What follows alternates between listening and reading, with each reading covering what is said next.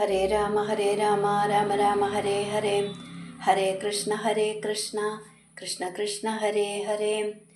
കൃഷ്ണായ വാസുദേവായ ദേവകീനന്ദനായ ച നന്ദഗോപകുമാരായ ഗോവിന്ദായ നമോ നമ. എല്ലാ സജ്ജനങ്ങൾക്കും നമസ്കാരം. ഇന്ന് 77ാമത്തെ ദശകം നോക്കാം. ഉപശ്ലോകോത്പത്തിയും ജരാസന്ധ യുദ്ധവും. ഒന്നാമത്തെ ശ്ലോകം.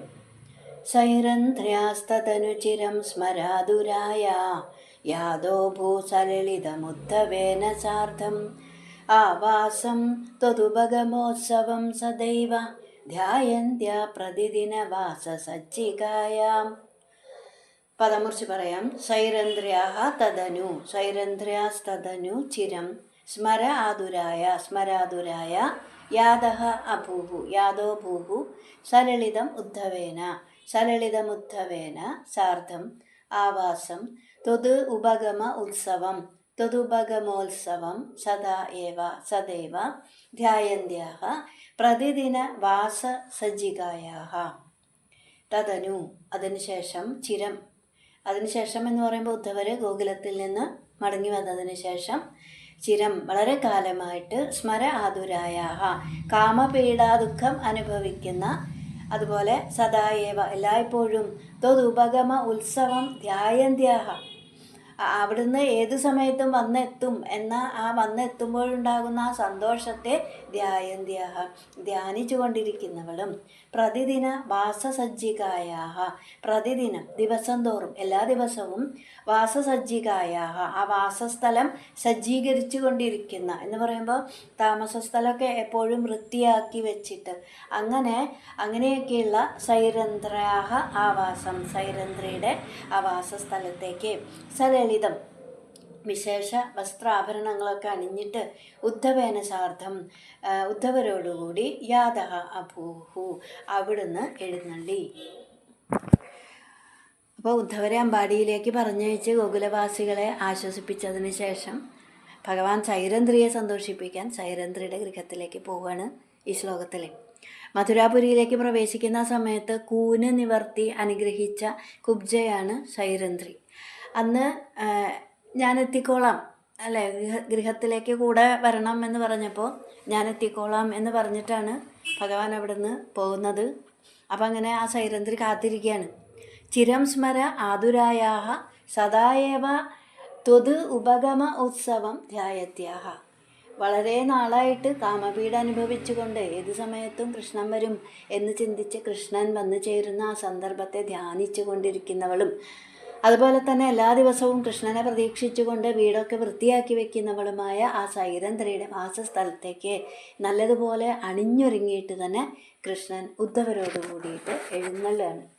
ഇനി രണ്ടാമത്തെ ശ്ലോകം. ഉപഗതേ ത്വയി പൂർണ്ണമനോരഥാം പ്രമദ സംഭ്രമ കംബ്രപയോധരാം വിവിധമാനനമാദധതീം മുദാ രഹസിതാം രമയാഞ്ച കൃഷേ സുഖം. പദമുറിച്ച് പറയാം. ഉപഗതേ ത്വയി പൂർണ്ണമനോരഥാം പ്രമദ സംഭ്രമ കംബ്രപയോധരാം വിവിധ മാനനമാദധതീം മുദാ രഹസി താം രമയാഞ്ചകൃഷേ സുഖം. ത്വയി ഉപഗതേ അങ്ങ് വന്നു ചേർന്നപ്പോൾ, അതായത് ഭഗവാൻ സൈരന്ധ്രിയുടെ വീട്ടിൽ എത്തിയപ്പോൾ പൂർണ്ണ മനോരഥ പരിപൂർത്തി വന്നവളും എന്ന് പറയുമ്പോൾ ആഗ്രഹം സാധിച്ചവളും, ഭഗവാൻ തൻ്റെ വീട്ടിലേക്ക് വരണം എന്ന ആ ആഗ്രഹം സാധിച്ചവളും പ്രമദ സംഭ്രമ കംബ്ര അതുകൊണ്ട് തന്നെ സന്തോഷം കൊണ്ടും സംഭ്രമം കൊണ്ടും കംബ്ര ഇളകുന്ന, വിറയ്ക്കുന്ന അല്ലെങ്കിൽ തുളുമ്പുന്ന പയോധരം സ്ഥലങ്ങളോടുകൂടിയവളും വിവിധ മാനനം മുദാ ആദധതീം വിവിധ തരത്തിലുള്ള നാനാവിധത്തിലുള്ള മാനനം സൽക്കാരങ്ങൾ മുദാ സന്തോഷത്തോടെ ചെയ്യുന്നവളുമായ താം ആ സൈരന്ധ്രിയെ രഹസി സുഖം രമയാഞ്ചകൃഷേ രഹസ്യമായിട്ട് എന്ന് പറയുമ്പോൾ മണിയറയിൽ ചെന്ന് ആ സൈരന്ധ്രിയോടുകൂടി മണിയറയിൽ ചെന്നിട്ട് സുഖം രമയാഞ്ചകൃഷേ സുഖമായിട്ട് രമിപ്പിച്ചു. അങ്ങനെ ഭഗവാൻ അവിടെ എത്തിയപ്പോൾ വളരെ കാലമായുള്ള ആഗ്രഹം സാധിച്ച സൈരന്ധ്രി സന്തോഷം കൊണ്ടും സംഭ്രമം കൊണ്ടും തുള്ളി തുളുമ്പുന്ന സ്തനങ്ങളോട് കൂടിയിട്ട് വളരെ പ്രീതിയോടെ ഭഗവാനെ നന്നായിട്ട് സൽക്കരിച്ചു. പിന്നീട് മണിയറയിൽ ചെന്ന് സൈരന്ധ്രിയെ ഭഗവാൻ നന്നായിട്ട് തന്നെ രമിപ്പിച്ചു. ഇനി മൂന്നാമത്തെ ശ്ലോകം. പൃഷ്ടാവരം പുനരസാവൃണോദ്വരാഗീ ഭൂയസ്ത്വയാ സുരതമേവ നിശാന്തരേഷു സായുജ്യമസ്ത്വിതി വദേത് ബുധ ഏവ കാമം സാമീപ്യമസ്ത്വനിശമിത്യഭി നാബ്രവീത് കിം. പദം മുറിച്ച് പറയാം. പൃഷ്ടാവരം പുനഃ അസൗ അവൃണോത് വരാഗി പുനരസാവൃണോദ്വരാഗി ഭൂയഃ ത്വയാ ഭൂയസ്ത്വയാ സുരതമേവ നിശാന്തരേഷു സായുജ്യം അസ്തു ഇതി സായുജ്യമസ്തിതി വദേത് ബുധ ഏവ കാമം സാമീപ്യം അസ്തു അനിശം ഇതി അഭി സാമീപ്യമസ്തു അനിശമിത്യഭി ന അബ്രവീത് കിം.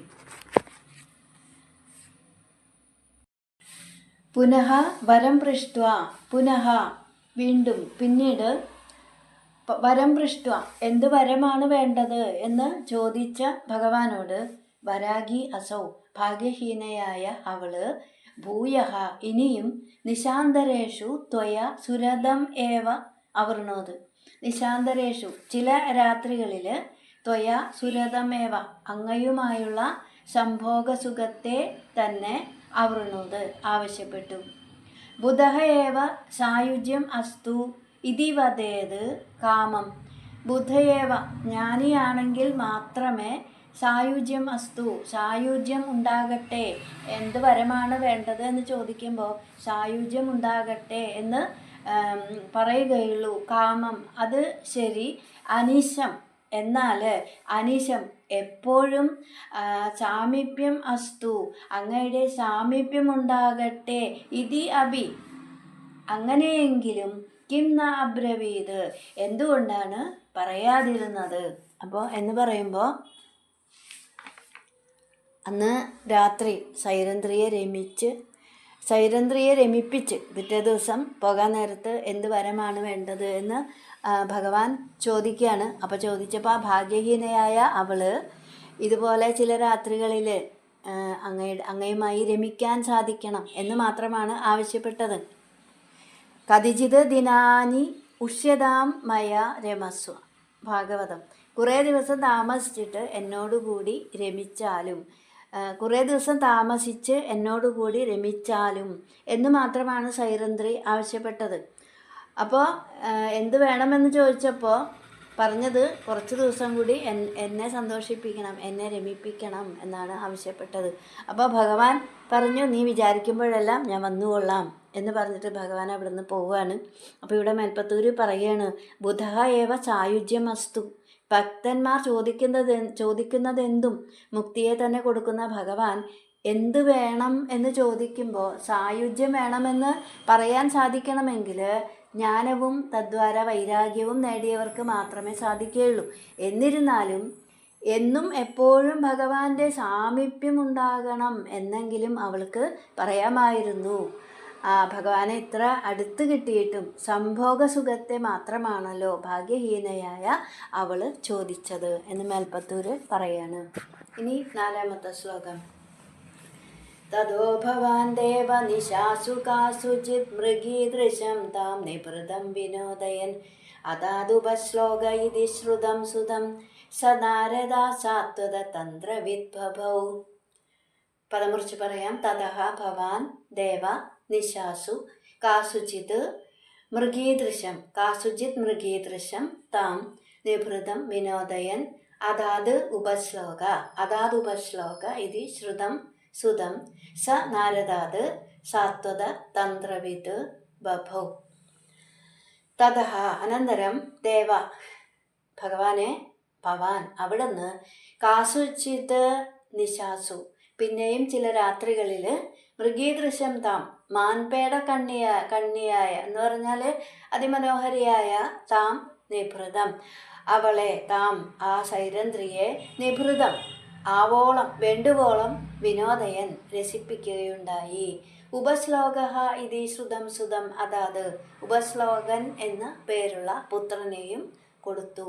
സഹ ആ ഉപശ്ലോകൻ നാരദാത് സാത്വതതന്ത്രവിത് ബഭൗ, നാരദ മഹർഷിയിൽ നിന്ന് സാത്വത ശാസ്ത്രം പഠിച്ച് പരമയോഗ്യനായി തീർന്നു. അപ്പോൾ ഇവിടെ പിന്നെയും ചില രാത്രികളിൽ ആ സൈരന്ധ്രിയെ ഭഗവാൻ വേണ്ടത്ര രമിപ്പിച്ചു എന്നാണ്. അപ്പം അങ്ങനെ അതിൽ ഒരു പുത്രനുണ്ടായി, ഉപശ്ലോകൻ എന്നു പേരുള്ള ആ പുത്രൻ നാരദ മഹർഷിയിൽ നിന്ന് സാത്വത ശാസ്ത്രം പഠിച്ച് പരമയോഗ്യനായി തീർന്നു. ഇപ്പോൾ ഇവിടെ സാത്വത ശാസ്ത്രം എന്ന് പറയുമ്പോൾ ഒരിക്കൽ മഹാവിഷ്ണു ശാണ്ഡില്യ മഹർഷിക്ക് 5 രാത്രി കൊണ്ട് 5 വിഷയങ്ങൾ ഉപദേശിച്ചു എന്നാണ്. അഭിഗമനം, ഉപാസനം, ഇജ്യ, സ്വാധ്യായം, യോഗം എന്നിങ്ങനെ 5 വിഷയങ്ങൾ. ഈ 5 വിഷയങ്ങളെ പഞ്ചരാത്രം എന്നാണ് പറയുന്നത്. സാത്വത തന്ത്രത്തിൻ്റെ പ്രധാന ഭാഗം ഇതാണ് എന്ന് അതിനെക്കുറിച്ച് അറിവുള്ളവർ പറയുന്നു. ഇനി 5-ാമത്തെ ശ്ലോകം. അക്രൂരമന്ദിരമിതോധ ബലോധവാഭ്യാമഭ്യർച്ചിതോ ബഹുനുദോ മുദിതേന തേന ഏനം വിസൃജ്യ വിപിനാഗത പാണ്ഡവേയ വൃത്തം വിവേദിത തഥാ ധൃതരാഷ്ട്രചേഷ്ടാം. പദമുറിച്ച് പറയാം. അക്രൂരമന്ദിരം ഇതഃ അഥ അക്രൂരമന്ദിരമിതോധ ബല ഉദ്ധവാഭ്യാം അഭ്യർച്ചിതഃ ബലോദ്ധവാഭ്യാം അഭ്യർച്ചിതോ ബഹുനുദോ മുദിതേന തേന ഏനം വിസൃജ്യ വിപിന ആഗത പാണ്ഡവേയ വൃത്തം വിപിനാഗത പാണ്ഡവേയ വൃത്തം വിവേദിത തഥാ ധൃതരാഷ്ട്ര ചേഷ്ടാം. അഥ അനന്തരം ബല ഉദ്ധവാഭ്യാം, അവിടുന്ന് ബലരാമനോടും ഉദ്ധവരോടും കൂടിയിട്ട് അക്രൂരമന്ദിരം ഇതാ, അക്രൂരൻ്റെ ഭവനത്തിലേക്ക് എഴുന്നള്ളി. മുദിതേന തേന, അത്യധികം സന്തോഷിച്ച ആ അക്രൂരനാൽ അഭ്യർച്ചിത, വേണ്ടതുപോലെ സൽക്കരിക്കുകയും ബഹുനുദ, വളരെയധികം സ്തുതിക്കുകയും ചെയ്തു. ഏനം വിസൃജ്യ, ഈ അക്രൂരനെ വിസൃജ്യ പറഞ്ഞയച്ചിട്ട് വിപിന ആഗത, കാട്ടിൽ നിന്ന് വന്നു ചേർന്ന, നാട്ടിലേക്ക് വന്ന പാണ്ഡവേയ വൃത്തം, പാണ്ഡുപുത്രന്മാരുടെ വിശേഷങ്ങളെയൊക്കെ വിവേദിത, മനസ്സിലാക്കി. തഥാ അപ്രകാരം ധൃതരാഷ്ട്രചേഷ്ടാം, ധൃതരാഷ്ട്രൻ എന്തൊക്കെ അവിടെ ചെയ്യുന്നു എന്നും മനസ്സിലാക്കി എന്ന് പറയുമ്പോൾ, ഇനിയും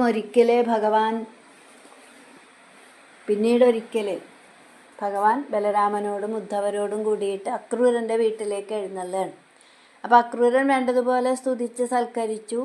പാണ്ഡു മരിച്ചതിന് ശേഷം നാട്ടിലേക്ക് തിരിച്ചെത്തിയ കുന്തി ദേവിയോടും കുട്ടികളോടും എങ്ങനെയാണ് ധൃതരാഷ്ട്രർ പെരുമാറുന്നത് എന്നറിയാനായിട്ട് ഭഗവാൻ അത് നേരത്തെ തന്നെ അറിയാം. എന്നിരുന്നാലും അക്രൂരനെ അവിടേക്ക് പറഞ്ഞയച്ചിട്ട് അവിടുത്തെ കാര്യങ്ങളൊക്കെ മനസ്സിലാക്കി.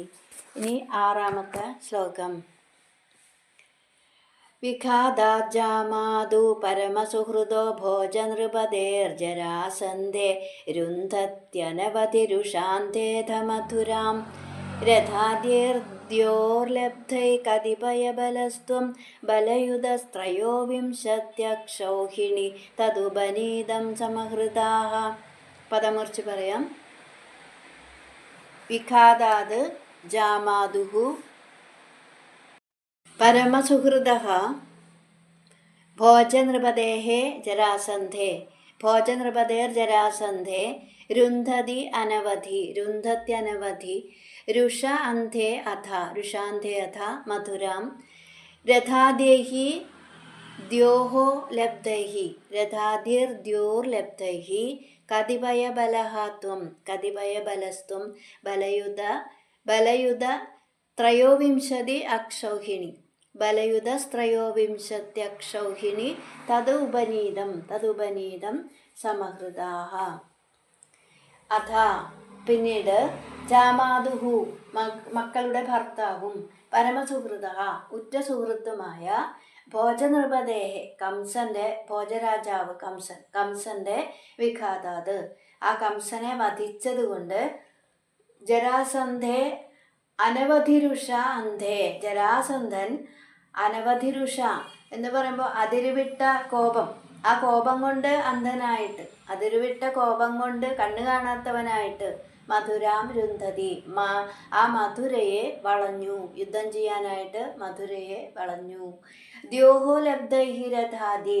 ആ സമയത്ത് സ്വർഗത്തിൽ നിന്നും അയച്ച ആ രഥം മുതലായവയും കതിവയബലഹ, ഒരു ചെറു സൈന്യത്തോടു കൂടിയ ത്വം അവിടുന്ന്, ബലയുധ ബലരാമനോട് കൂടിയിട്ട്, തത് ഉപനീതം ആ ജരാസന്ധൻ കൂടെ കൊണ്ടുവന്ന ത്രയോവിംശതി അക്ഷൗഹിണി 23 അക്ഷൗഹിണി സൈന്യത്തെയും സമഹൃതാഹ സംഹരിച്ചു.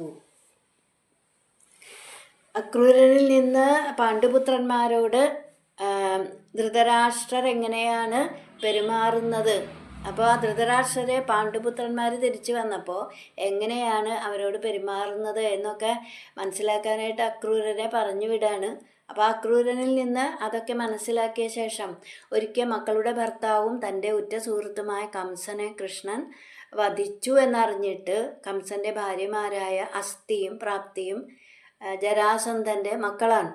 അപ്പോൾ മക്കളുടെ ഭർത്താവും തൻ്റെ ഉറ്റ സുഹൃത്തുമായ കംസനെ കൃഷ്ണൻ വധിച്ചു എന്നറിഞ്ഞിട്ട് മക്കളുടെ ഭർത്താവിനെ വധിച്ചതറിഞ്ഞ ആ ജരാസന്ധൻ അതിരുവിട്ട കോപം കൊണ്ട് മുന്നും പിന്നും നോക്കാതെ വിചാരശൂന്യനായിട്ട് യുദ്ധത്തിനായിട്ട് അനേകം സൈന്യങ്ങളുമായി മധുരാപുരിയിൽ എത്തി. ആ സമയത്ത് സ്വർഗത്തിൽ നിന്ന് വരുത്തിയ തേരിൽ സാരഥിയും അതുപോലെ ഒരു ചെറു സൈന്യവുമൊക്കെ ആയിട്ട് കൂടെ ബലരാമനെയും കൂട്ടിക്കൊണ്ട് ജരാസന്ധൻ കൊണ്ടുവന്ന 23 അക്ഷൗഹിണി സൈന്യത്തെയും വധിച്ചു. ഇവിടെ 23 അക്ഷൗഹിണി എന്ന് പറയുമ്പോൾ 21,870 തേര്, അത്ര തന്നെ ആനകൾ, 65,610 കുതിരകൾ, അങ്ങനെ 1,09,350 കാലാൾപ്പട, ഇവ കൂടി ചേർന്നാൽ ഒരു അക്ഷൗഹിണി സൈന്യമാവും എന്ന് പറയുന്നു. ഇനി 7ാമത്തെ ശ്ലോകം. ബദ്ധം ബലാദധ ബലേന ബലോത്തരം ത്വം ഭൂയോ ബലോദ്യമ രസേന മുമോജിതൈനം നിശേഷ ദിഗ്ജയ സമാഹൃത വിശ്വസൈന്യാത് കോന്യസ്തദോ ഹി ബലപൗരുഷവാംസ്തദാനീം. പദം മുറിച്ച് പറയാം. ബദ്ധം ബലാത് അഥ ബലാദഥ ബലേന ബലോത്തരം ത്വം ഭൂയഃ ബല ഉദ്യമ രസേന മുമോജിതൈനം നിശേഷ ദിഗ്ജയ സമാഹൃത വിശ്വസൈന്യാത് കഹ അന്യഃ തതഃ കോന്യസ്തദോ ഹി ബലപൗരുഷവാൻ തദാനീം ബലപൗരുഷവാംസ്തദാനീം. അഥ പിന്നീട് ബലേന ബലാത് ബദ്ധം, ആ ബലരാമനാൽ ബലാത്കാരേണ ബദ്ധം പിടിച്ച് കെട്ടിയവനും, ബലോത്തരം ഏനം അസാമാന്യ ബലശാലിയായ ഏനം ഈ ജരാസന്ധനെ, ബലരാമൻ ബലാത്കാരമായിട്ട് പിടിച്ചു കെട്ടിയ അസാമാന്യ ബലശാലിയായ ജരാസന്ധനെ ഭൂയഃ വീണ്ടും ബലോദ്യമ രസേന പടകൂട്ടി വരും എന്ന് രസത്തോടെ ചിന്തിച്ചിട്ട് ത്വം മുമോചിത അവിടുന്ന് വിട്ടയച്ചു.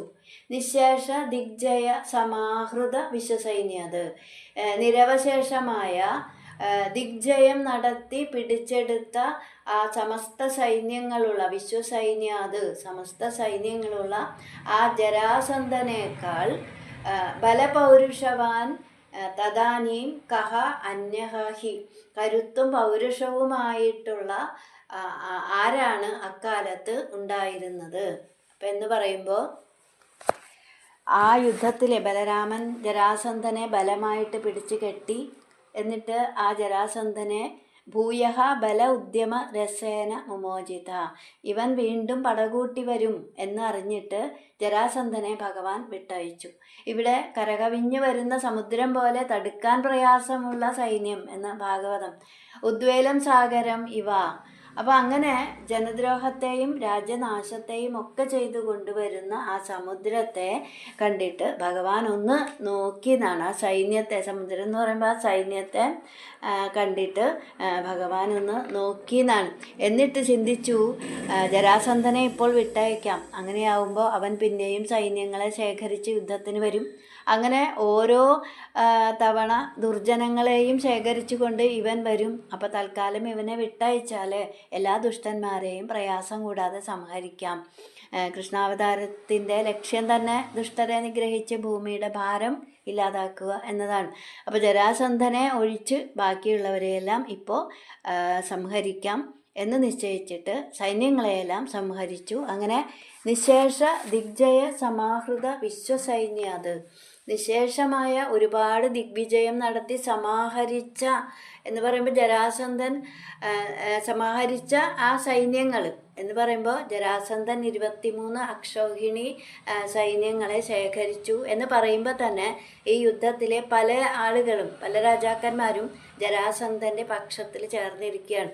അപ്പോൾ അതിൽ നിന്ന് തന്നെ ഭാരത രാജാക്കന്മാരുടെ കൂട്ടത്തിൽ ജരാസന്ധൻ ഒരു പ്രബലനാണെന്ന് അറിയാൻ സാധിക്കും. അപ്പോൾ ഇവിടെ മേൽപ്പത്തൂര് ഭഗവാനോട് ചോദിക്കുകയാണ്, ഭഗവാനെ ആ ജരാസന്ധനേക്കാൾ കരുത്തും പൗരുഷവുമുള്ളവനായിട്ട് അക്കാലത്ത് ആരാണ് ഉണ്ടായിരുന്നത്? ഇനി 8ാമത്തെ ശ്ലോകം. ഭഗ്നസലഗ്നഹൃദയോപി നൃപൈ പ്രണുന്നോ യുദ്ധം ത്വയാ വ്യഥിത ഷോഡശകൃത്വയേവം അക്ഷൗഹിണീ ശിവശിവാസ്യ ജഗന്ധവിഷ്ണോ ശംഭൂയ സൈകനവതിസ്ത്രിശതം തദാനീം. പദമുറിച്ച് പറയാം. ഭഗ്നഃ സ ലഗ്നഹൃദയഃ അഭി നൃപൈഃ പ്രണുന്നഃ യുദ്ധം ത്വയാ വ്യഥിത ഷോഡശകൃത്വ ഏവം അക്ഷൗഹിണീ ശിവശിവ അസ്യ ശിവാസ്യ ജഗന്ധ വിഷ്ണു ശംഭൂയ സ സൈകനവതിത്രിശതം തദാനീം. ഭഗ്നഃ സഹ, ഭഗ്നഃ സഹ തോൽവി പറ്റിയ, തോറ്റ, യുദ്ധത്തിൽ തോറ്റ, സഹ അവൻ എന്ന് പറയുമ്പോൾ ആ ജരാസന്ധൻ. ലഗ്നഹൃദയ അഭി, ലഗ്നഹൃദയനാണെങ്കിലും ആശകളെല്ലാം അസ്തമിച്ചവനാണെങ്കിലും നൃപൈഹി പ്രണുന്നഹ, ആ നൃപന്മാരാൽ മറ്റ് രാജാക്കന്മാരാൽ വീണ്ടും വീണ്ടും പ്രേരിപ്പിക്കപ്പെട്ടിട്ട് ഏവം ഷോഡശകൃത, ഇപ്രകാരം ഷോഡശകൃത്വ, ആദ്യത്തെ പോലെ തന്നെ 16 തവണ, ഷോഡശകൃത്വ 16 തവണ പടവെട്ടിയിട്ട് ത്വയാ യുദ്ധം വ്യഥിത, അങ്ങയുമായിട്ട് പടവെട്ടി. ഇപ്രകാരം നൃപൈഹി പ്രണുന്നഹ, മറ്റു രാജാക്കന്മാരാൽ പ്രേരിപ്പിക്കപ്പെട്ടിട്ട് ഏവം ഇപ്രകാരം ഷോഡശകൃത്വ ത്വയാ യുദ്ധം വ്യഥിത, 16 തവണ ത്വയാ അങ്ങയുമായിട്ട് യുദ്ധം വ്യഥിത, യുദ്ധം ചെയ്തു. തദാനീം ആ യുദ്ധങ്ങളിലെ വിഷ്ണു ഭഗവാനെ അസ്യ ശംഭൂയ, അസ്യ എന്ന് പറയുമ്പോൾ ആ ജരാസന്ധൻ കൊണ്ടുവന്ന സൈകനവതിത്രിശതം, ആകെ 391 അക്ഷൗഹിണി സൈന്യത്തെയും ശിവശിവ ജഗന്ധ, ശിവശിവ അവിടുന്ന് കൊന്നൊടുക്കി. അങ്ങനെ തോറ്റുപോയ ആ ജരാസന്ധൻ്റെ ആഗ്രഹങ്ങളെല്ലാം അസ്തമിച്ചുവെങ്കിലും കൂടെയുള്ള മറ്റ് രാജാക്കന്മാരൊന്നും വെറുതെ ഇരിക്കാൻ തയ്യാറായില്ല. അവർ ജരാസന്ധനെ ഇടയ്ക്കിടയ്ക്ക് ഇങ്ങനെ യുദ്ധം ചെയ്യാൻ പ്രോത്സാഹിപ്പിച്ചു കൊണ്ടേയിരുന്നു. അപ്പോൾ ആദ്യത്തെ പോലെ തന്നെ പിന്നെയും 16 തവണ വീണ്ടും ജരാസന്ധൻ കൃഷ്ണനുമായിട്ട് പടവെട്ടിയെന്നാണ്. അപ്പോൾ അങ്ങനെ 17ാമത്തെ യുദ്ധം കഴിഞ്ഞപ്പോഴേക്കും ജരാസന്ധൻ്റെ 391 അക്ഷൗഹിണി സൈന്യത്തെയും ഭഗവാൻ കൊന്നൊടുക്കി. അപ്പോൾ 17 തവണയും വൃഷ്ണികൾ ശ്രീകൃഷ്ണ പ്രഭാവം കൊണ്ട് ജരാസന്ധൻ്റെ ആ പടകളെ ഒന്നുപോലും ബാക്കി വെക്കാതെ നശിപ്പിച്ചു എന്നാണ്. അപ്പോഴൊക്കെ ബലരാമനും കൃഷ്ണനും ജരാസന്ധനെ കൊല്ലാതെ വിട്ടയച്ചു. സൈന്യങ്ങളെ മാത്രം വധിച്ചിട്ട് ജരാസന്ധനെ കൊല്ലാതെ വിട്ടയച്ചു. ഇനി 9ാമത്തെ ശ്ലോകം. അഷ്ടാദശേസ്യ സമരേ സമുപേയുഷി ത്വം ദൃഷ്ട്വാ പുരോധയവനം യവനത്രികോട്ട്യാം ത്വഷ്ട്രാവിധാപ്യ പുരമാശു പയോധി മധ്യേ തത്രാധയോഗബലതഃ സ്വജനാനനൈഷീഃ. പദമുറിച്ച് പറയാം. അഷ്ടാദശേസ്യ സമരേ സമുപേയുഷി ത്വം ദൃഷ്ട്വാ പുരഃ അഥ പുരോധ യവനം യവനത്രികോട്ട്യാ തുഷ്ട്ര വിധാപ്യ പുരമാശു പയോധി മധ്യേ തത്രാധ യോഗബലതഃ സ്വജനാനനൈഷീഃ. അസ്യ അഷ്ടാദശേ സമരേ, ആ ജരാസന്ധനുമായിട്ടുള്ള 18ാമതും ഇനി 17ാമത്തെ കഴിഞ്ഞപ്പോൾ 18ാമതും ഇനി യുദ്ധത്തിന് വട്ടം കൂട്ടി ജരാസന്ധൻ വരും എന്ന് പറയുമ്പോൾ ഇവിടെ 17 തവണയും വിട്ടയച്ചു. അപ്പം ഇനി 18ാമത് വീണ്ടും വരും എന്നങ്ങനെ പ്രതീക്ഷിച്ചിരിക്കുന്ന ആ സമയത്ത് അപ്പോൾ തന്നെ യവനത്രികോട്ട്യ യവനം പുരഃ ത്വം ദൃഷ്ട്വാ 3 കോടി യവന സൈന്യത്തോടുകൂടിയ കാലയവനനെ പുരഃ ദൃഷ്ട്വാ മുമ്പിൽ കണ്ടിട്ട് അവിടുന്ന് പയോധി മധ്യേ ആശു പുരം പയോധി മധ്യേ കടലിൻ്റെ നടുക്ക് പെട്ടെന്ന് പുരം ത്വഷ്ട്രാവിധാപ്യ വിശ്വകർമാവിനെ കൊണ്ട് ഒരു പുരം വിധാപ്യ ഉണ്ടാക്കിയിട്ട് പിന്നീട് അങ്ങനെ ഉടനെ തന്നെ സ്വജനാൻ യോഗബലതഃ തത്ര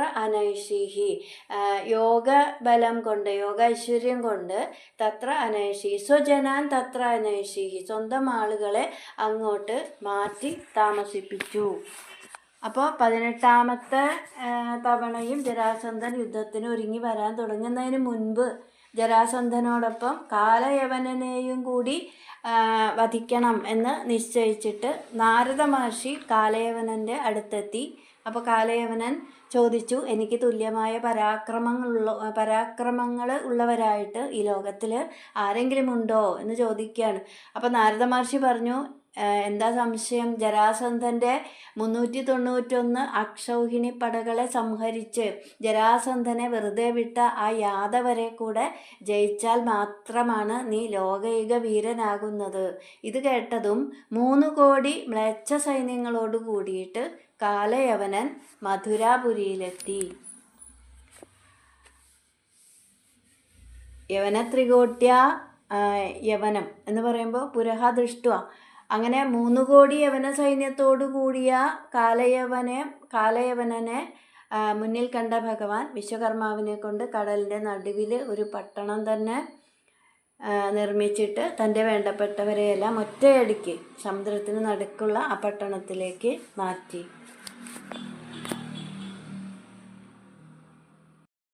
അടുത്തത് 10ാമത്തെ ശ്ലോകം. പദ്ഭ്യാം ത്വം പത്മമാലീ ചകിതൈവ പുരാ നിർഗതോ ധാവമാനോ മ്ലേച്ഛേശേനാനുയാതോ വധസുഹൃതവിഹീനേന ശൈലേനലൈഷീം സുപ്തേനാഘ്രാഹദേന ദ്രുതമധമുജുകുന്ദേന ഭസ്മീകൃതേസ്മിൻ ഭൂഭായാസ്മേ ഗുഹാന്ത സുലളിതവപുഷ തസ്തിഷേ ഭക്തിഭാജേ. പദമുറിച്ച് പറയാം. പദ്ഭ്യാം ത്വം പത്മമാലി ചകിത ഇവ പുരാത് നിർഗതഃ ധാവമാനഃ മ്ലേച്ഛേശേന അനുയാതഃ വധസുഹൃത വിഹീനേന ശൈലേ ന്യലൈഷീഃ സുപ്തേനാഘ്രിയാഹദേന ദ്രുതമഥ മുജുകുന്ദേന ഭസ്മീകൃതേ അസ്മിൻ ഭൂപായ അസ്മൈ ഗുഹാന്തഃ സുലളിതവപുഷ തസ്തിഷേ ഭക്തിഭാജേ.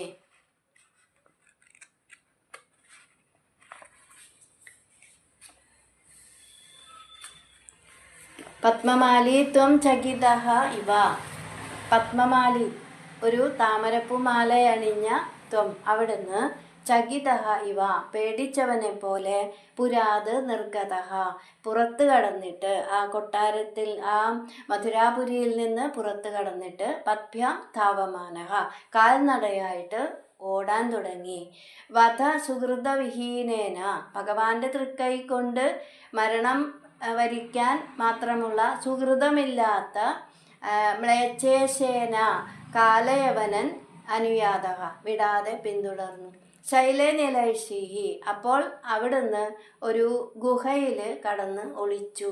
സുപ്തേന അംഗ്രി ആഹതേന സുപ്തേന അംഗ്രി ആഹതേന സുപ്തേന എന്ന് പറയുമ്പോൾ അവിടെ ഉറങ്ങിക്കിടന്നിരുന്ന മുകുന്ദൻ എന്ന് വിചാരിച്ചിട്ട് മുകുന്ദനാണ് എന്ന് വിചാരിച്ചിട്ട് അവിടെ ഉറങ്ങിക്കിടന്നിരുന്ന ആ മുജുകുന്ദനെ അംഗ്രിയാഹതേന കാലുകൊണ്ട് യവനൻ കാലുകൊണ്ട് ചവിട്ടി.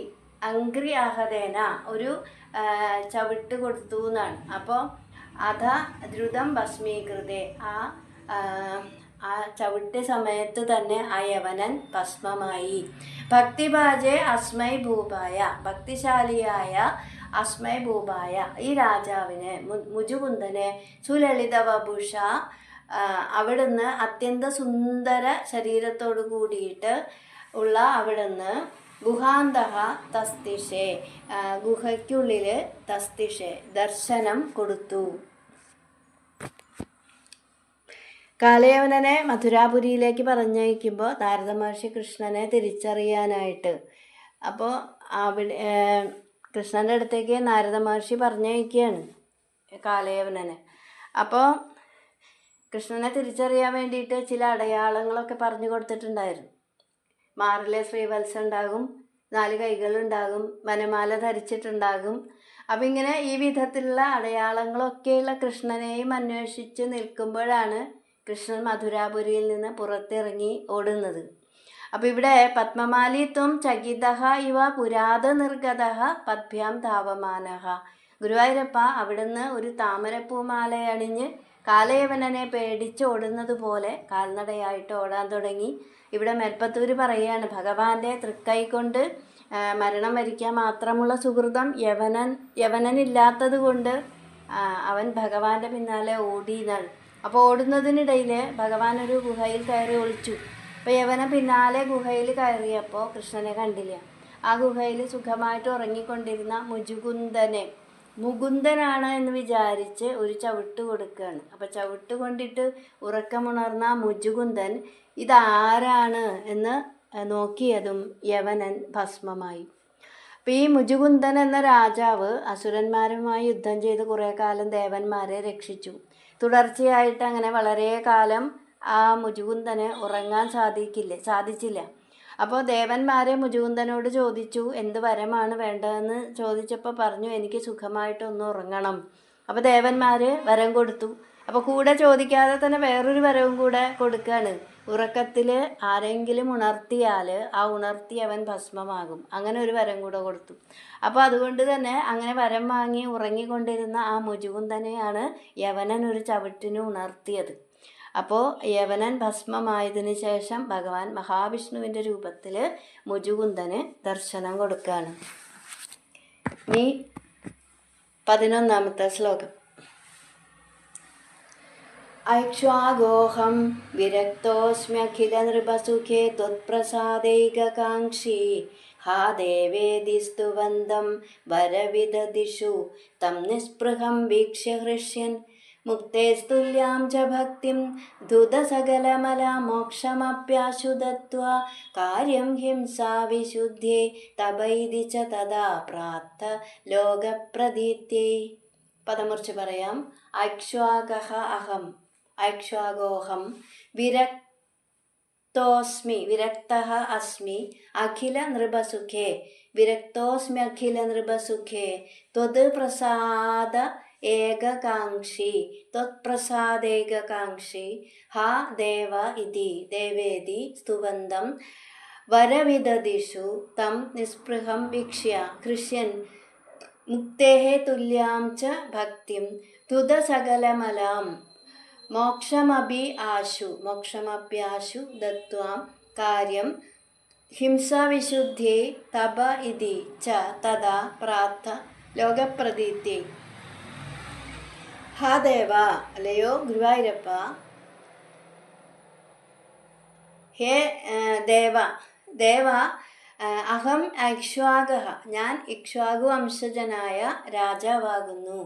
അഖില നൃപസുഖേ വിരക്തഃ അസ്മി, രാജാക്കന്മാർക്ക് കിട്ടാവുന്ന എല്ലാ സുഖത്തിലും ഞാൻ വെറുപ്പ് വന്നവനും ആകുന്നു. ത്വത്പ്രസാദ ഏകകാംക്ഷി, ഞാൻ അങ്ങയുടെ പ്രസാദം ഒന്നു മാത്രമാണ് ആഗ്രഹിക്കുന്നത്.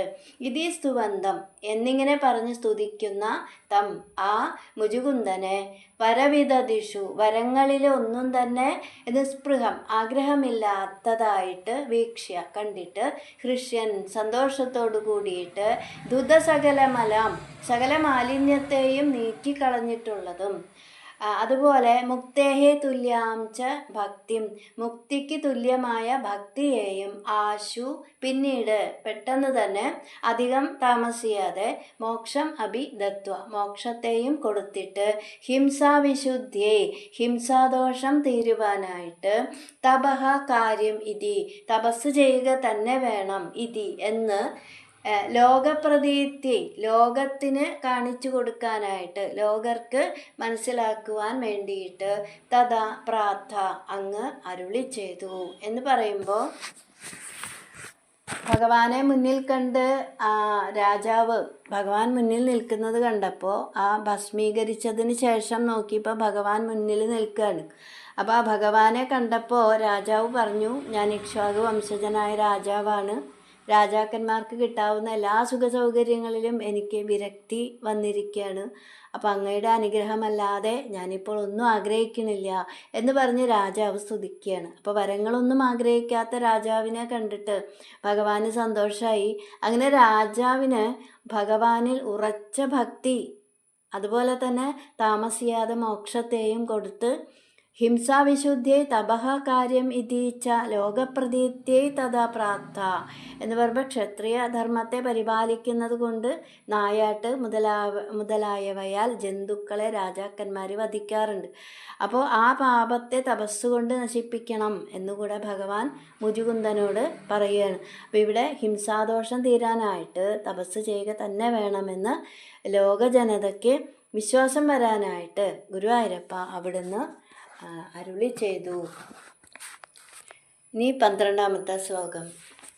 തദനു മധുരാം ഗത്വാ ഹത്വാ ചമോം യവനാഹൃതാം മഗധപതിനാ മാർഗേ സൈന്യൈ പുരേവ നിവാരിതഃ ചരമവിജയം ദർപ്പായാസ്മൈ പ്രദായ പലായിതോ ജലധി നഗരീം യാദോ വാതാലയേശ്വര പാഹി മാം. പദം മുറിച്ച് പറയാം.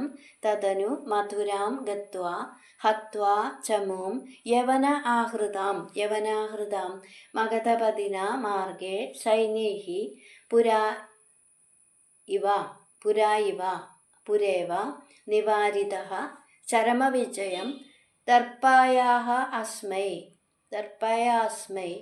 പ്രദായ പലായിതഃ ജലധി നഗരീം യാതഃ വാതാലയേശ്വര പാഹി മാം. തദനു മധുരാം ഗത്വ, അതിനുശേഷം മധുരയിലേക്ക് പോയിട്ട്, യവനാഹൃതാം ചമൂം ഹത്വ, യവനനാൽ കൊണ്ടുവരപ്പെട്ട, കാലയവനൻ കൊണ്ടുവന്ന ചമൂം സൈന്യത്തെ ഹത്വ വധിച്ചിട്ട്, മാർഗേ പുരാ ഇവ, മാർഗേ എന്ന് പറയുമ്പോൾ ദ്വാരകയിലേക്ക് പോകുന്ന വഴിക്ക്, പുരാ ഇവ പണ്ടത്തെ പോലെ തന്നെ, മഗധപതിന സൈന്യേഹി നിവാരിതഃ, ആ ജരാസന്ധൻ പിന്നെയും പടകൂട്ടി വന്നിട്ട് അങ്ങയെ തടഞ്ഞു.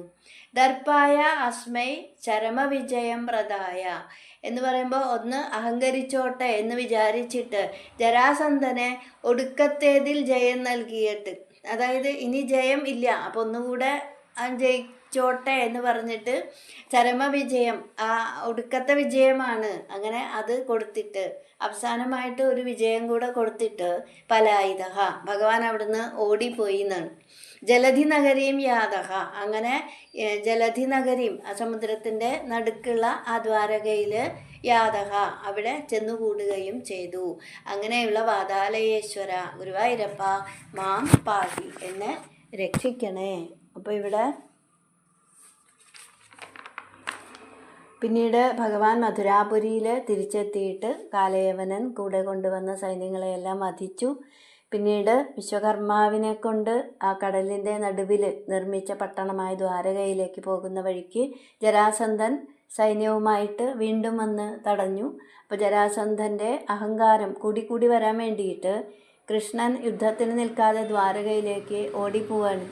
അപ്പോൾ അപ്രകാരമൊക്കെയുള്ള ഗുരുവായൂരപ്പ എന്നെ രക്ഷിക്കണേ എന്ന് പ്രാർത്ഥിച്ചിട്ട് മേൽപ്പത്തൂർ 77ാമത്തെ ദശകം സമർപ്പിക്കുന്നു.